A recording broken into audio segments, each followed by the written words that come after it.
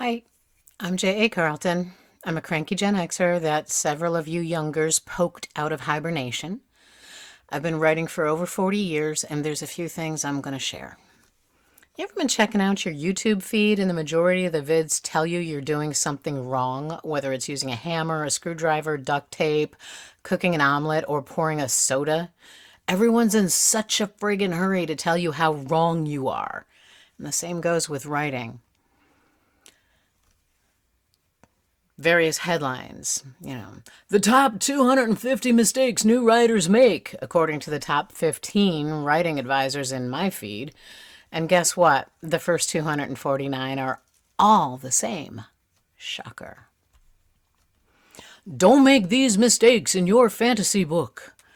Trope mistakes we're all sick of. Yeah, we're sick of them too, and we're sick of hearing about it. Find something else to critique. Plot points you're doing wrong. Or anything with the secret to or how not to. Dozens upon dozens of vids, almost all of them with the same tired writing video tropes. Shallow characters, shallow plots, shallow motivations, and on and on and on ad nauseum. For the love of all that is media, get off the bandwagon. Find a new way or a new aspect or a new something to talk about.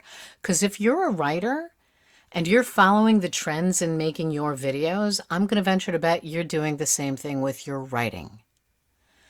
And on the subject of trends, I've got a whole vid almost ready to go on everything that's heinous about the whole social justice warriorism thing that's taking over writing. But I'll move forward with this.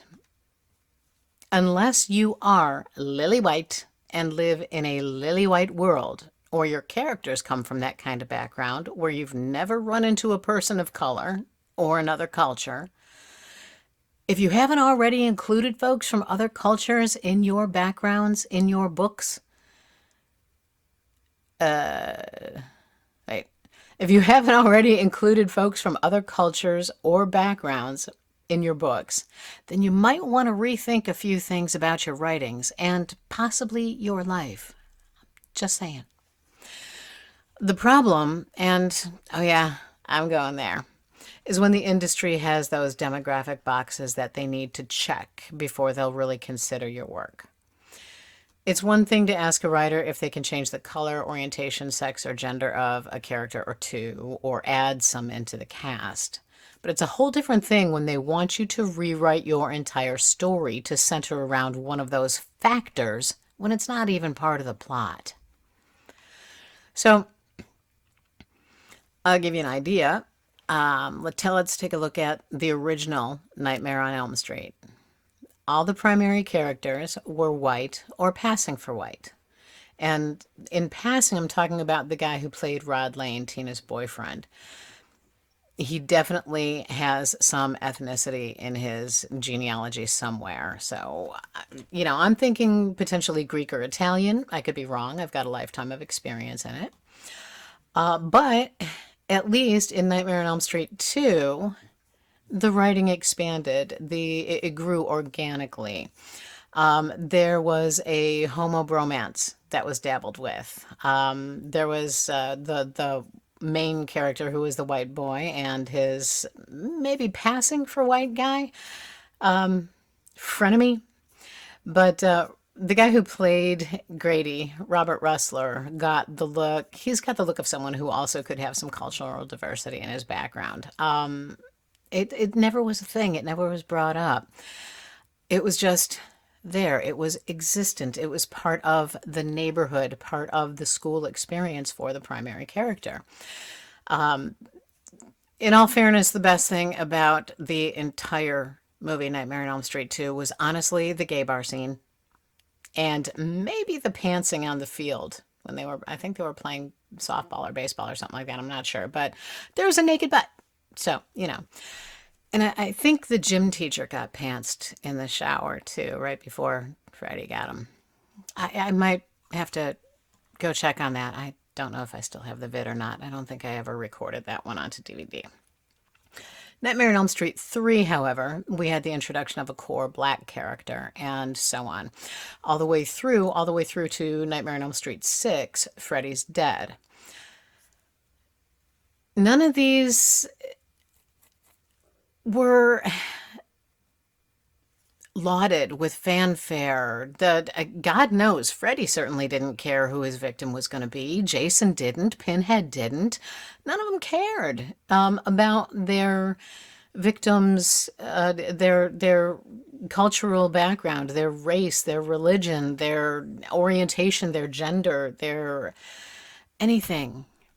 They just are like, oh, new victim. I'm coming for you.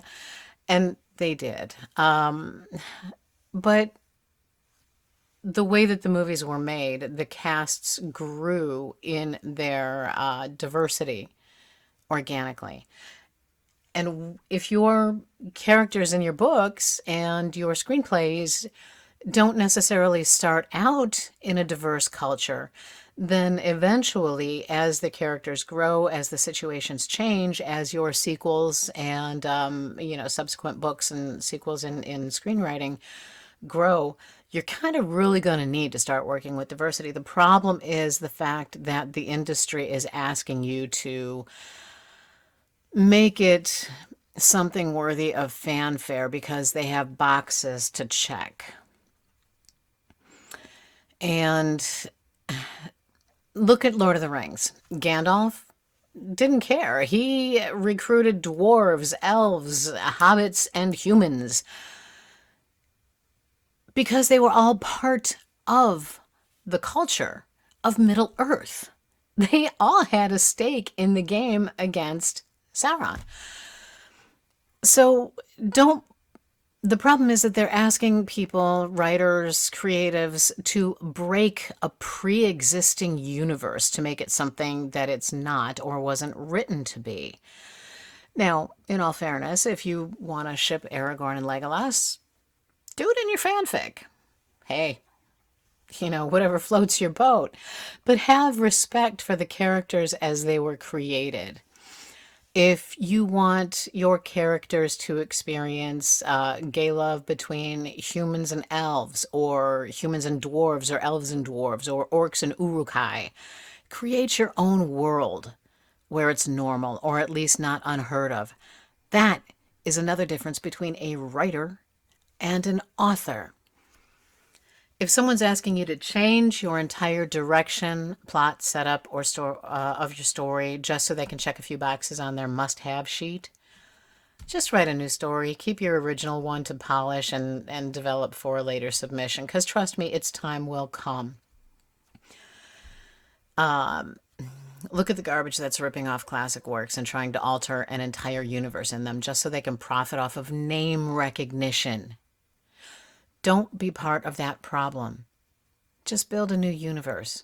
At least you'll be able to respect yourself for the effort and for the creativity. Just think about it.